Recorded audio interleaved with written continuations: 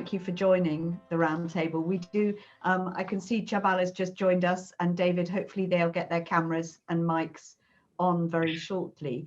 The name of this roundtable is the Hardening Reinsurance Market and its impact on insurance penetration across Africa. My name is Liz Booth, editor of Africa Ahead, the Sustainability Challenge.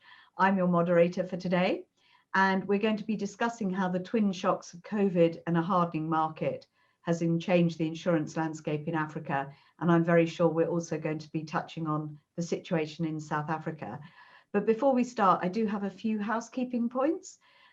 Firstly, thank you all very much for joining, finding time in your agendas for our chat. Please, can you keep your cameras and microphones on throughout? Because that when we bring you into the conversation, it'd be nice just to bring you in seamlessly without interruption. We are recording this meeting, and that again makes it important that we don't have a blank screen instead of your face when you're on the video. And the videos will be available on both the AFA Publishing and Afro-Asian websites in the coming days. And we're going to be creating some copy from the meeting, which will also be available on both websites. Last but not least, we've booked an hour for the meeting, but we're happy to let it overrun. Let's see how the conversation goes. So without further ado, let me introduce the recently appointed CEO of Afro-Asian, Ryan Phillips. Over to you, Ryan. It's great to see you all. We were hoping that this roundtable would not be virtual and that we would be able to do it in person. I'm still optimistic that the next roundtable we do will be in Lagos. It will happen. I'm going to book my flights and have some positive thinking. As Liz said, today's topic is market hardening and the effect on Africa penetration. I think the subjects are a hybrid, really, of conversations that we've all had probably several hundred times in the past, but obviously, even me being 22 years in, and I know I'm one of the youngest here, and 22 years doesn't feel like I'm a youngster, but no one's really been through a hard market, including me. It'd come to an end as I started in '98. So it'd be really interesting to see its effects on Africa and Africa penetration. We all know that African insurance penetration has hovered around 2-3% for, well, probably the same as the soft market, about 20 odd years. If not more. So the simple question that we're here to discuss today is, will it have a negative effect on African insurance penetration? Or is the world a different place? Is InsurTech, you know, our much lauded solution that we've discussed in the past, finally going to kick in, and parametric solutions? I know Mikir is going to be excited to talk about that. Will they, you know, finally, you know, buck the trend, and, you know, finally African insurance penetration starts to increase, even if it's slowly. So I'm going to hand back to Liz to go with the first question. But thank you all again for attending. It is great to see you all.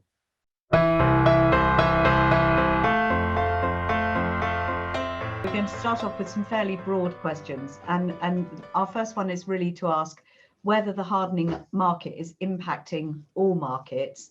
And if it's just particular classes or country, you know, what is the various impact?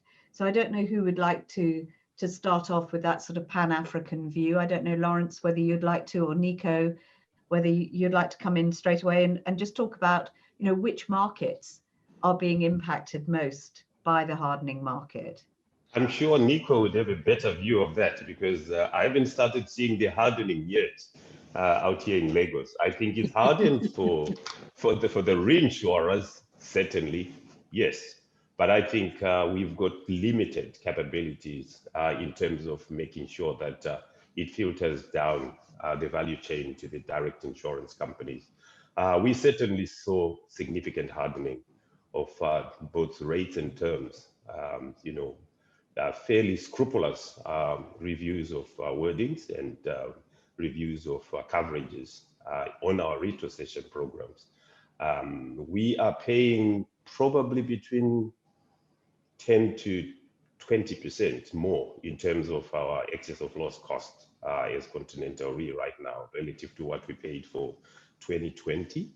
And that's a fairly significant increase. And we also did have, you know, we lost quite a few of key, you know, retro partners and securities in the process who were not happy in instances where the hardening did not measure up to the expectations. So there definitely is, as far as we are concerned, a mood that things have changed as far as pricing for protection is concerned. But on the direct side, we see our clients going along pretty much as if nothing has happened.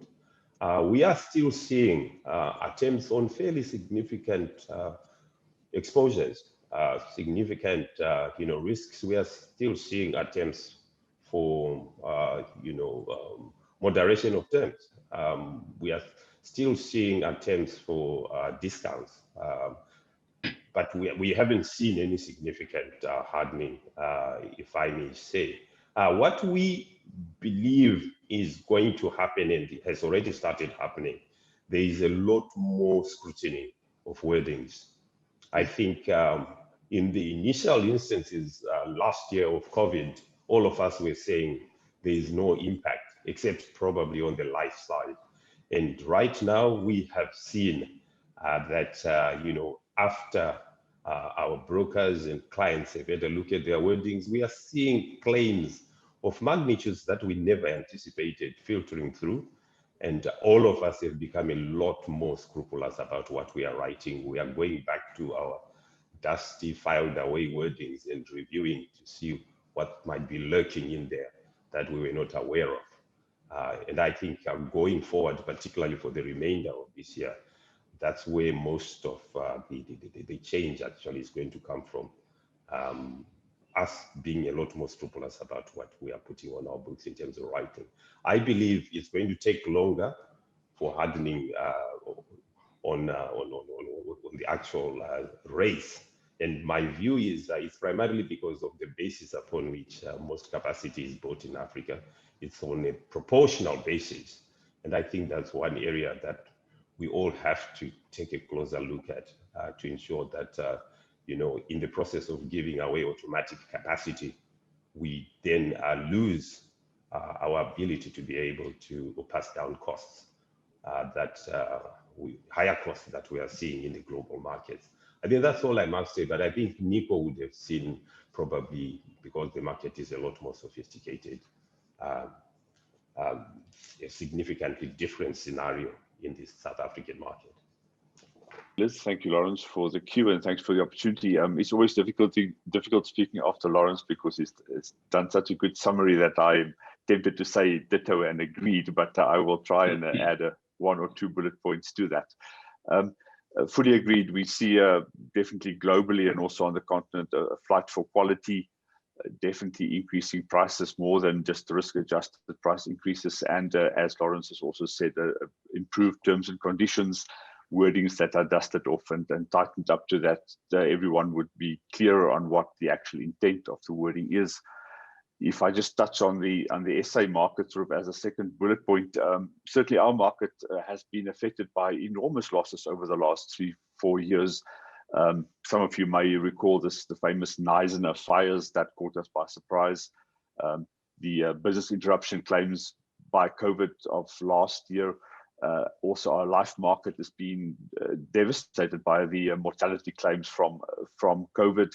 And now that we're in the middle of these civil unrest riot situations in the country, this will again be a huge loss to the market. So certainly, just driven by the large events, it is imperative that the market takes cognizance of that, and that prices would harden and that capacity would shrink in some respects. We see some players having suffered significant losses, not being active in the market anymore. Probably decided that South Africa or Africa is a dangerous place to do business, and that one should be careful of employing too much capacity here. Maybe as a last comment from my side, I do think that most professional reinsurers don't have a blanket or generic approach toward price increases, but that we all take quite a careful look at our clients' exposures and portfolios and their own experience. So it is not a case of that it just is a generic blunt price increase throughout the class of business or the client profile. but that where we see needs for price increases, that we do put that through, and that we trust that it will also flow through to the underlying market. So, so overall, it is a hardening market, and we believe it will also flow through to the underlying markets. But we see different trends in different countries, South Africa being most hard hit by price increases due to the losses, and then more muted effects in other markets to our north. I'll conclude with those comments, and happy to hear from others their experience. Thanks, Liz. I would agree. We are present in practically all markets in Africa, including South Africa. So I agree with the previous comments in the sense that, yes, on our retrocession coverage, we've seen the terms hardening more than proportionally in terms of prices especially, than what we have been able to implement on our own coverage we are giving to clients. Of course, some classes are showing more hardening than others. I would say classes that were more affected by losses, like property, obviously, more affected by the hardening, both in terms of cost, but more importantly in terms of terms and conditions, like the introduction of communicable disease exclusions. Those are systematic, and those are terms we are also largely able to implement in our markets. I could also mention like aviation, more to do with the previous losses suffered in the particular class than to do necessarily with COVID. So that's also an element to mention. Then the other important thing to notice is that markets that have suffered such losses are more amenable to accept, some increases, some reasonable increases in prices, and some changes in terms and conditions than markets that have not suffered losses, because they understand where we are coming from. But definitely it has been a problem where we have not seen losses and you are trying to implement those terms and conditions. There's much of resistance, and also there's hardening on our part, but not no commensurate hardening in those markets. So I think those are the few points I wanted to add. It's more of an opinion, really. People can disagree with me. I'm sure Mr. Oates might do as a Lloyd's person. But yeah, for me, the hardening market started before the pandemic. I believe this the change happened maybe as early as 2017, but definitely into 2018. And I think the pandemic, in my opinion, it's just accelerated it. So I'm not sure the two are linked, but I think there was an acceleration process of the pandemic. So that's my opinion. Yes, I do agree with you. Yes. And I think it was motivated, it started, the engine for it was the series of hurricane losses in the US, as quite often is the case. It impacted reinsurers' results. And so that goes back, as you say, to about 18, where people starting to realise that they weren't getting any margin, and that, in fact, that a certain amount of capital had been eroded because of those cat losses, which have continued. I mean, last year, aside from COVID, was actually quite a significant cat year in terms of attritional losses. So that those pressures remain there, and therefore the capital that reinsurers are employing is a little bit more expensive, because when we go to the market, then there's a higher expectation from our capital providers. So it's kind of passing that down the chain. In terms of business in Africa, now, yeah, because we're in London, we see the global pressures on pricing. We see where things are going. And our pricing models, which are fairly sophisticated, allow for the cost of our retro, and Trevor charged us a whole load of extra money for our retro. Thank you, Trevor.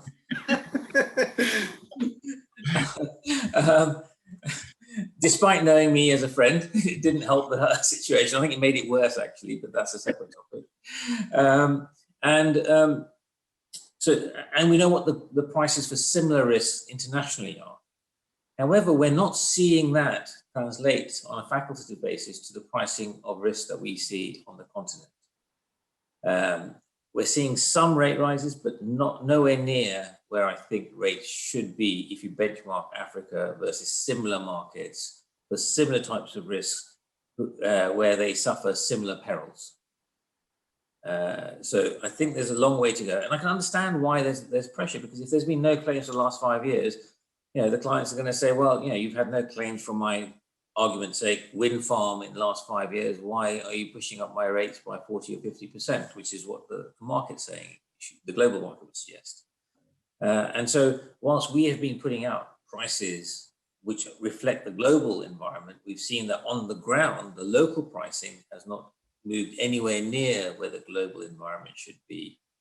And now that has two impacts. First of all, it means not only reinsurers like us get squeezed, but it also means that the insurers also get squeezed, because we're still going to charge reinsurance rates to the insurers for those who are providing treaty. We don't provide treaty at the moment. And it squeezes profitability. But what that does also is that the insurers and the reinsurers can't build enough reserves to pay claims when they fall due. So there are market issues that we need to think about in order to improve resilience in the African market as well.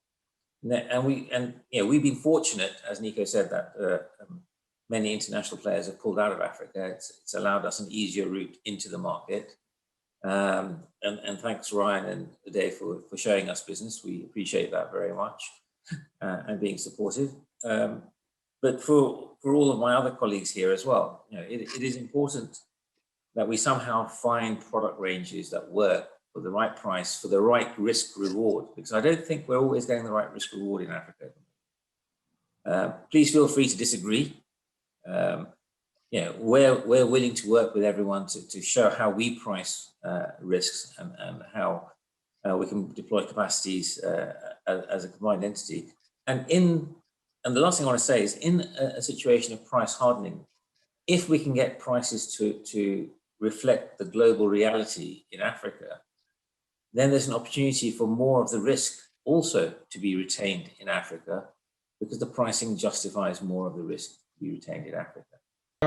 Thanks. Look, I think we need to also embrace the fact that we live in a global village, because we don't have the capacity to retain most of the risks and exposures which sits in our African markets, because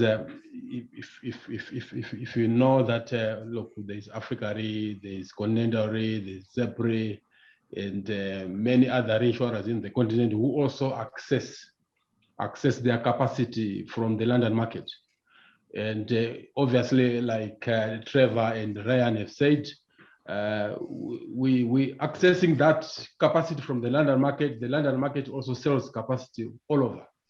And the events happening all over the world obviously will have an impact in the way we do business in Africa at the end of the day, because we provide the reinsurance capacity to the African clients, and also in turn we buy retro.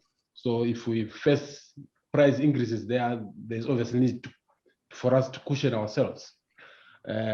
Going back to the impact of COVID, I think COVID has had a serious impact on most of the key markets in Africa. I'll probably touch on Eastern and Central Africa. That, like Trevor said, I think some of the revision, the improvement in pricing started long back. I'll give you an example for Kenya, which is the biggest market in Eastern Africa. It has had negative returns for the past 5 years, and the reinsurers felt that there was need to bring underwriting discipline. But now came COVID. COVID has affected quite a number of classes. I think in the past year, all classes but aviation had positive growth. Aviation grew, I think, because of the hardening of the markets all over. But property has been affected because most of the hotel industries are operating at below capacity. The productive sector is also operating at below capacity because there have been lockdowns. We have seen that, look, the MF is saying Kenya will grow by 7.6, Rwanda, I think 5.7, Tanzania 2.7. We don't believe those growth rates are going to be achieved given the impact of COVID. You can see, I think Kenya is expecting a fourth wave probably next week or week after. And that is obviously going to impact the markets going forward.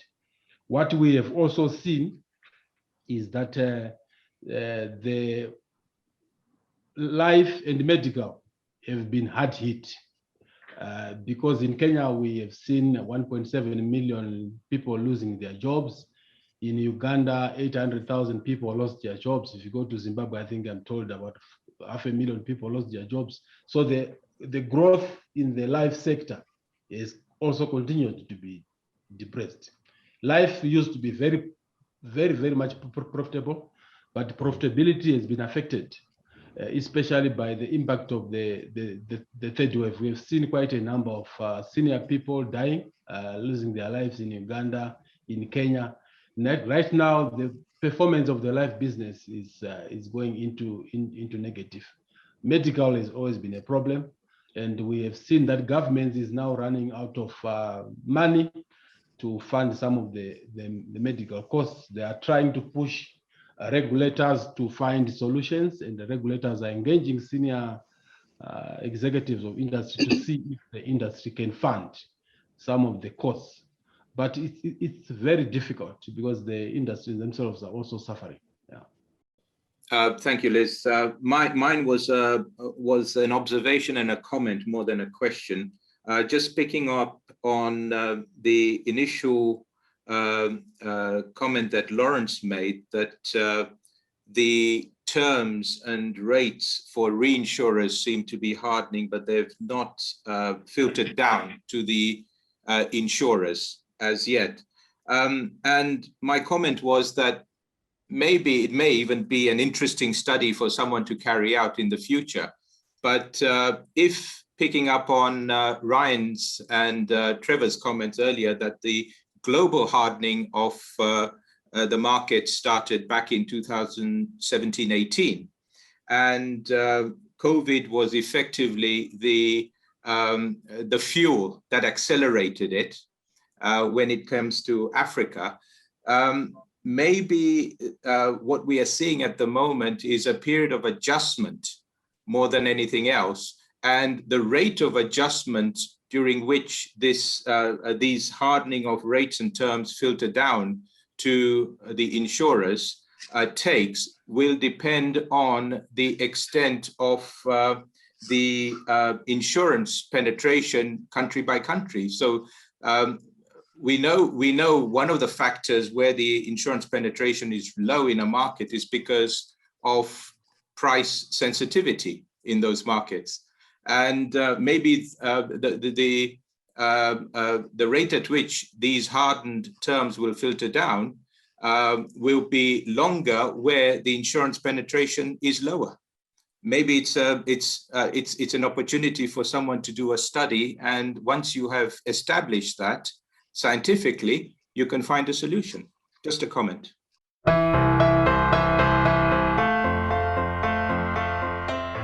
Is it the cost, or is it the terms and conditions which are harder to deal with, either as an insurer or, you know, from the reinsurance market, or trying to sell it to the consumer? Chabala, I mean, from an insurer's perspective, what's tougher for you to persuade your customers to take? Thanks, and it's a pleasure being on the forum.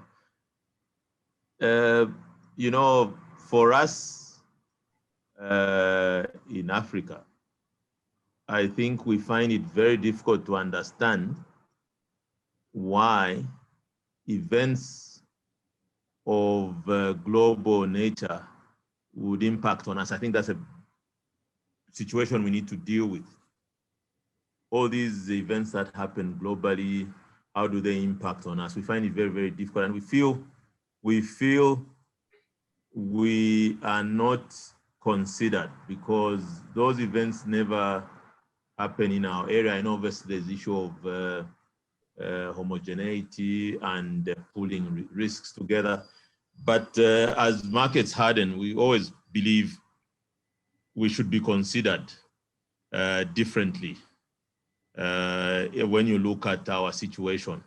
But nonetheless, in our operation as direct underwriters in our respective markets, our clients are not even interested in hearing about an X event, its impact. All they are looking at is what can they afford, yeah, in order to get a product that will support them in their business. So the issue of pricing becomes very, very critical. For us, pricing is more a selling factor or a marketing factor, if not the basis upon which they will decide. Issues of terms and conditions, not so much. Yes, for us as underwriters, we will be looking at make sure we safeguard both our interests and the interest of the customer. But for the customer, all he's interested in is, will I be able to afford it? And price really is a big issue. And we see this especially on our big portfolios, for us being predominantly mining, on the mining side. We are failing to access A-rated securities because of price. And we've lost a number of accounts because we haven't been able to get A-rated securities. And they're very expensive to an extent that people who are in business are even now saying, look, if we can't get it, then we need to compromise. So that is where we find ourselves. And for us, the margins have been thinning and thinning and thinning. And we're not responding to the changes in the global market. That's what I would say for now. Look, I think we need to also embrace the fact that we live in a global village, because we don't have the capacity to retain most of the risks and exposures which sits in our African markets. Because if you know that, look, there's Africa Re, there's Continental Re, there's Zep Re, and many other insurers in the continent who also access their capacity from the London market. And obviously, like Trevor and Ryan have said, we accessing that capacity from the London market also sells capacity all over. And the events happening all over the world obviously will have an impact in the way we do business in Africa at the end of the day, because we provide reinsurance capacity to the African clients, and also in turn we buy retro. So if we face price increases there's obviously need for us to cushion ourselves.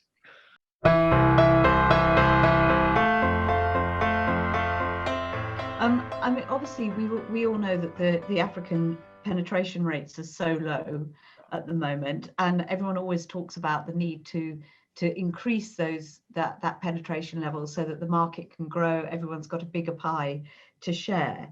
But I'm wondering, and David, I don't know if you want to start us off on this one, but is it a challenge for insurers, because it is exactly, it's moving you into kind of uncharted territory, slightly less comfortable classes of business, personal lines or SME or micro insurance. I mean, is that where some of the challenge lies? Do you think, David, that insurers have relied on that kind of comfort zone to date? Yeah, but coming to your question, Liz, I think you raise a very important point that in Africa we have tried to keep growing in our traditional lines, and we've been comfortable there. I think to the detriment of the growth of the industry. Just coming here to Zimbabwe, for example, I think we have had other challenges other than the ones that we are talking about here of an economic nature. But what we have seen over the past, which is very interesting, is that we have actually seen big insurance companies or the traditional corporate underwriters going into niches where they used to not even have resources to deal with. For example, if you look in our life sector at the moment, you find that initially the life companies did not want to have anything to do with funeral business. But as we speak, I think if you remove the savings products, on the risk side, the funeral insurers in Zimbabwe are actually now the biggest, biggest underwriters. Same on the general insurance side, where you find that a lot of the bigger companies now are using a lot of aggression to use digital platforms to actually also participate in a big way in the lower or the statutory classes of motor insurance, because those are the ones that people can afford, and those are the ones that are growing. And with what has happened with COVID in the past past months, you can see that that trend is likely to continue.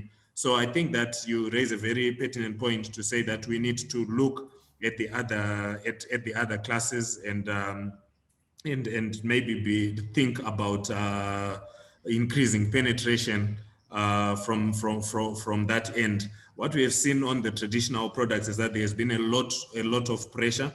I think in Zimbabwe, the pressure is even higher because we have just completed another cycle of currency reform. So you can insure in United States dollars again. So we are seeing a lot of pressure in the pricing. For example, someone can just get a quote from Asia at half the price that you were talking about. So even when you are talking about the hardening of the market, I think I would agree with what Lauren said previously, that it has happened maybe to our insurers, but it has not been passed down to the direct writers as we speak, because a lot of the business is, because of the transition, it's still proportional. So there is really no basis to be hiking the rates on the non-proportional covers. To include the 2 points, okay, and just the first one is you need to be clearly, it's an opportunity for insurer and reinsurer for this situation, because a lot of governments decided to give some options how they can improve the financial situation for the SME. So it's an opportunity to secure these assets. So we need to combine this load, okay, with a specific insurance in order to be sure that, of course, these companies that have this function of this load can succeed. So how the ecosystem can work, okay, it's another point, but it's clear that we have an opportunity.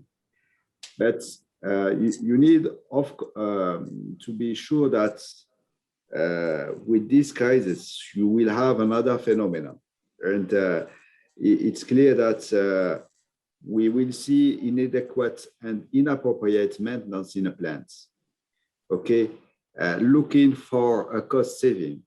So we will have increasing frequency of risk and of claims. So we need to balance with, is it important to move very quick on this type of a specific line of business in order to improve the penetration, or you need to be careful and to be sure that this risk is appropriate. So my point is, it's clearly that with crisis, we have less maintenance. So we need to have a visit. You need to know exactly the risk. I have another point, very important for all the industry, and I am talking about coal policies.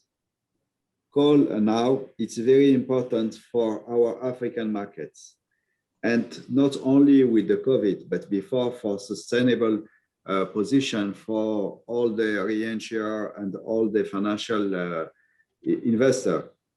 The decision of stopping underwriting this type of risk translates a reduction of the capacity and a lack of this sector in Africa particularly. And it's clearly that it's another opportunity that we can aggregate a specific capacity for African player in order to provide this type of sector. So it's not linked with the COVID, but it's linked with the transition that we will have. And it's clearly sustainable to give insurance for these markets, because it's not reasonable not to increase the price for a specific coal plant, or for because we decided not to underwrite. It's not sustainable. On the coal front, I fully agree with Youssef.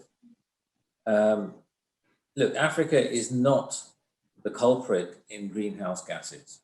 In Africa, we have the lowest greenhouse gas emissions of any continent by a substantial margin.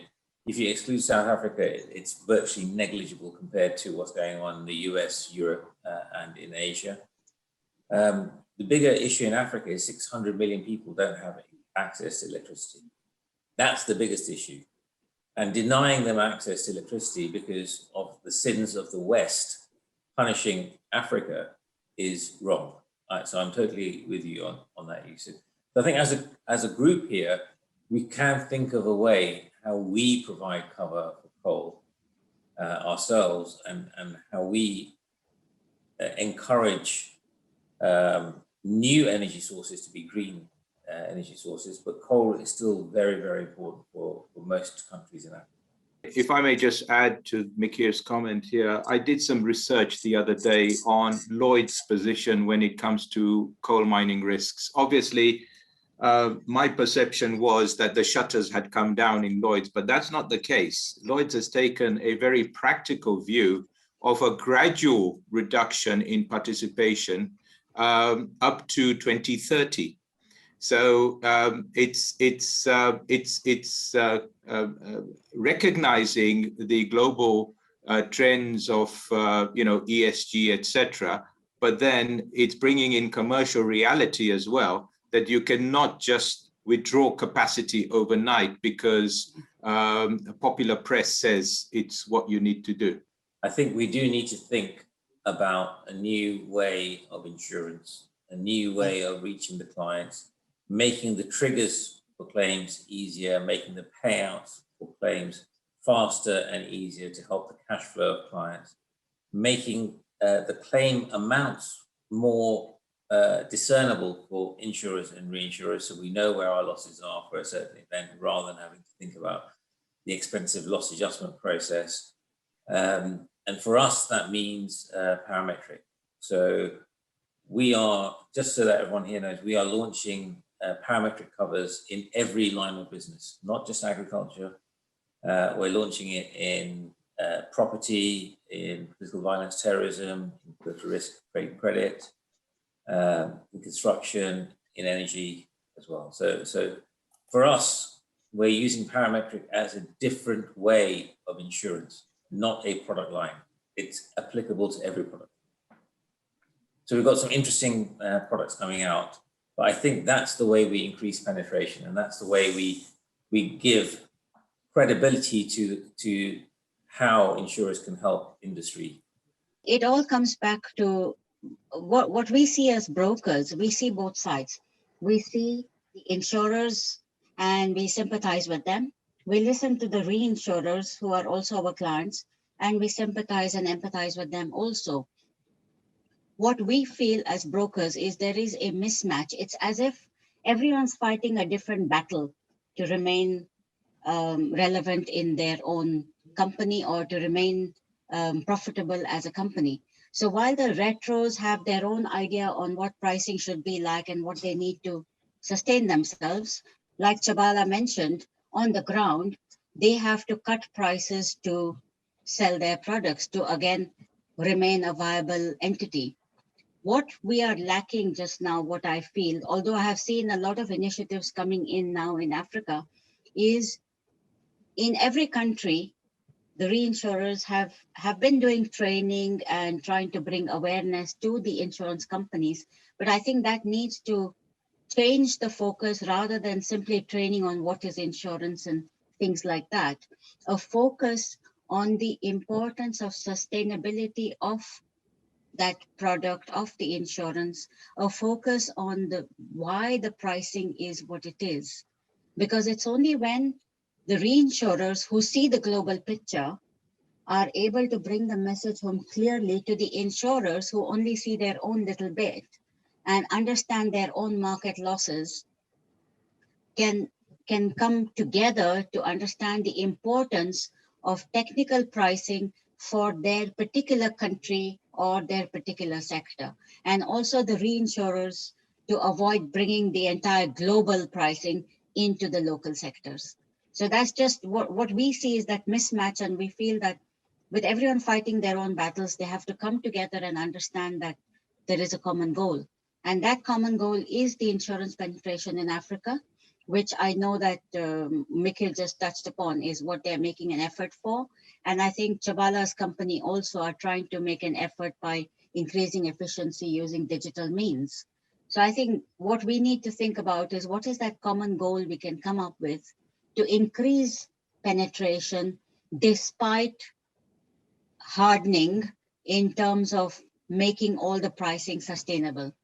There are two issues that have been raised by Mikir that are absolutely critical, and also I think comments from Vinita that are absolutely relevant to this discussion if we are now going to direct it in the context of penetration. Number one, Liz, I think we all believe that the Africa insurance penetration conundrum arises from the fact that despite the fact that the vast majority of the African continent are not participating on the industrial level component of the economy, our focus in terms of where capital is in fact directed in providing insurance is at the corporate, large industrial, mining risks. The difference between ourselves as underdeveloped markets and the global market is we are primarily focusing in terms of competitiveness, in terms of resource allocation, where we shouldn't be. We are not focusing on the retail markets, which are the most significantly underdeveloped across the whole globe.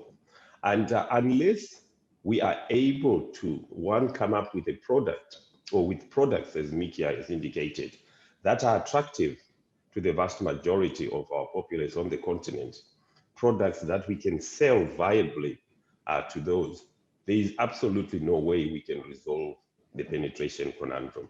It's not going to happen. But then you then juxtapose that against capital. For you to be able to develop the products, for you to be able to come up with business development initiatives to make the investments that's required in marketing and selling, and insurance is a very difficult proposition to sell. For you to be able to provide, the markets with the kind of awareness campaigns that you have. Look at South Africa. You get into South Africa, you watch television, every second advert, every 5 minutes, you are bombarded by an insurance message. You don't see that across the whole continent. So you need long-term investment. You need long-term capital to be able to do that. What kind of capital are we getting on the insurance in the insurance sector in Africa? When I got into Continental Re, I was quite shocked. We had capital from a PE fund. Return on equity expectations were 30%, right? And that was short term.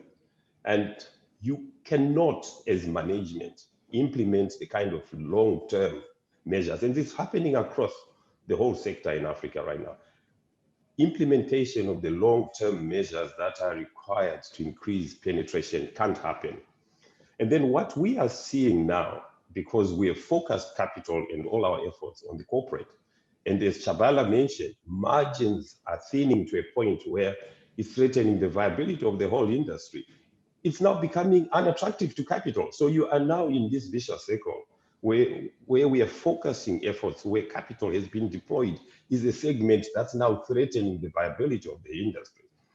45% of our business in Continental Re is property and engineering.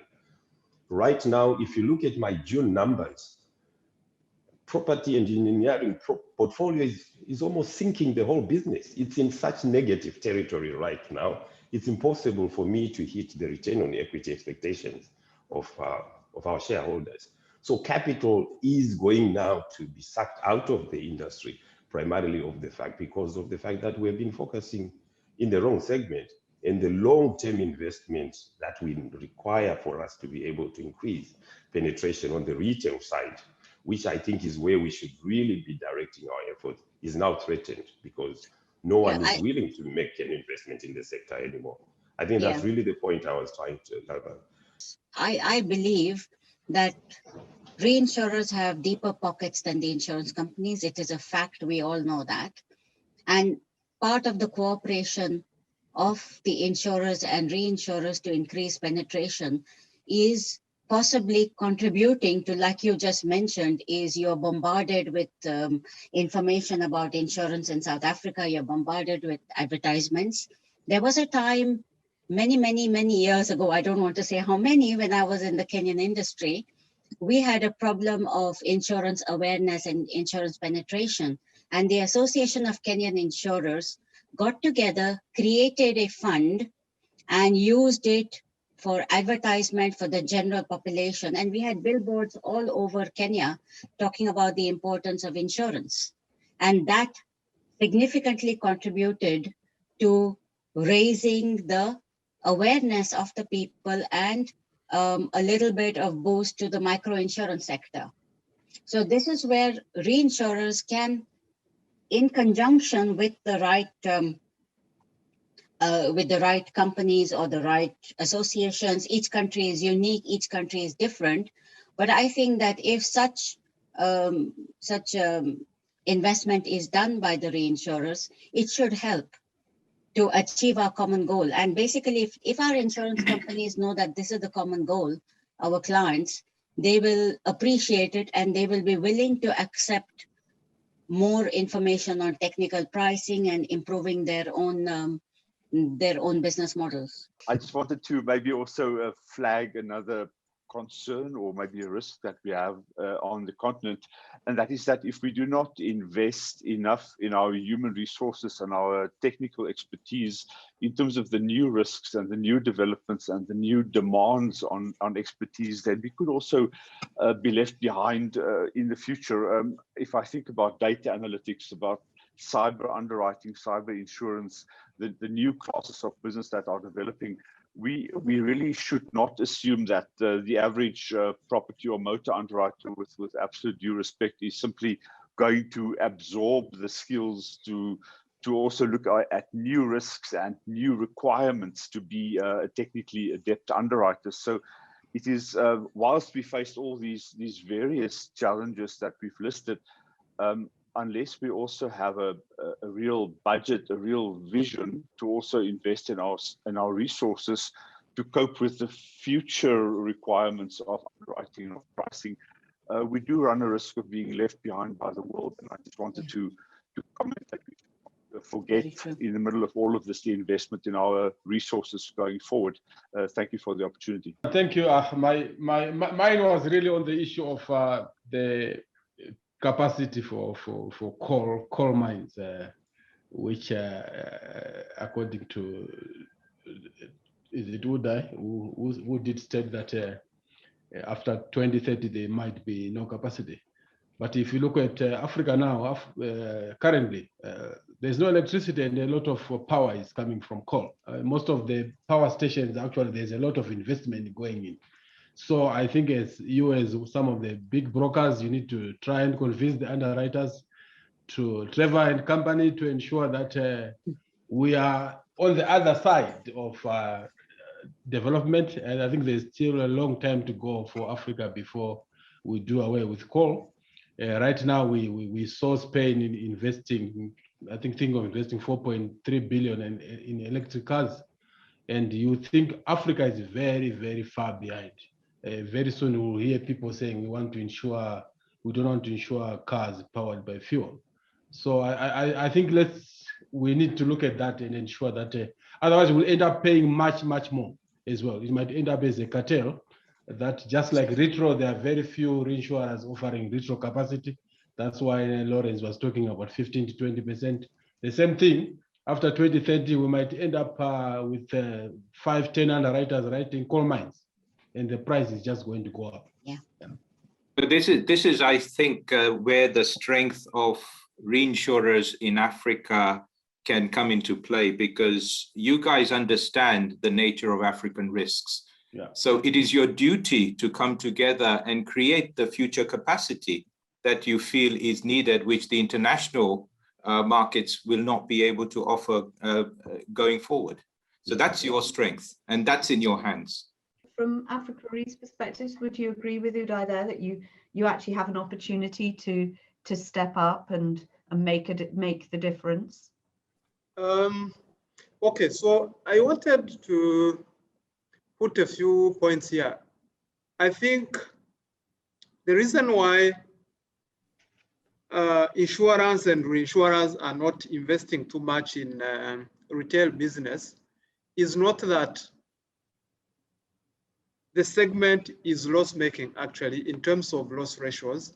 It's mainly because of the cost involved in doing this particular business in terms of marketing, policy administration, premium payment, claims payment.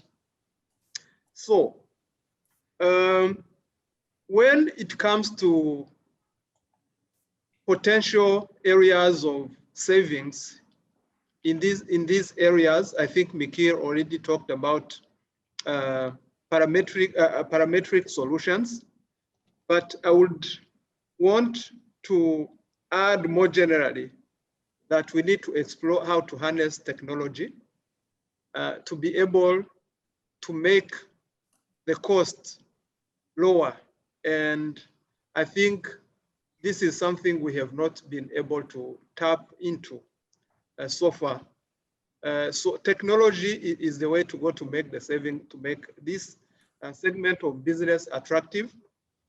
Then the other area we need to explore also is how other sectors of our economies have been able to do that. And here I'm thinking about banks, for example, which are comparable to us to some extent in the same sector. I'm looking at microfinance institutions. I'm looking at telecommunication companies, which came much later than us on the continent. You see how they are able to tap into the small business and retail business. So what I would suggest, actually, one of the areas to be able to grow the penetration is partnerships. Partnerships with those sectors, banks, MFIs, cooperatives, telecommunication companies, supermarkets, to partner with them to be able to reach those people we are not able to reach now, so that they serve as like a distribution channel, but at the same time, a claims payment channel, so that we can have more people. Otherwise, with the traditional way we are doing business, we are not going to increase penetration significantly. Thank you.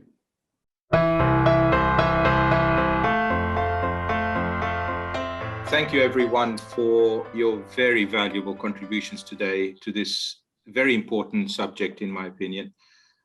We've had quite a few diverse comments and opinions from the panel, from things like the dislocation of the effect of hardening rates and terms on reinsurers, which have not yet filtered down the chain to insurance companies and the eventual buyers of the insurance.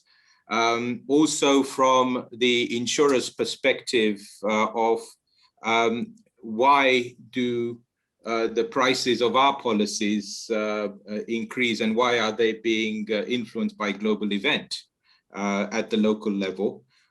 Also, there were some comments which were made which relate to the way the insurance is delivered, the delivery channels. Maybe there is a role to play for parametrics or other more disrupting technology.